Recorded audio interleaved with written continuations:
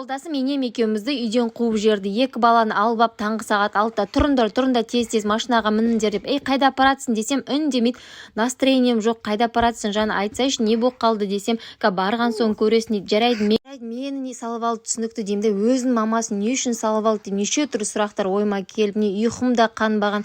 Келе жатырмыз, алдымызда өңшен осындай таулар, талдар шығып тұр ғой. Сосын осындай бір әрен деген жерге бір алыс айдалаға келдік қой. Қайда келдік десем, әлде белгісіз, сонымен баланы алып қашып кетіп баратыр. Қайда апаратсың, тоқта десем, жүр, барған соң көресің дейді. Әйтеуір бір осындай бір зданияға келдік. Сөйтсем, достар, акасы бізді Сейфуллина санаториясына алып кепті. Бір апта бала шағамен осы сияқты асықпай демалыңдар деп. Сейфуллин атындағы шипажайға келіп осы бір апта демалатын боламыз. Осы жақта сіздерге бүкіл барлық процедураларға рум-тур жасайтын боламын. Достар, бізге күшті демалыс тілеп қойыңыздар.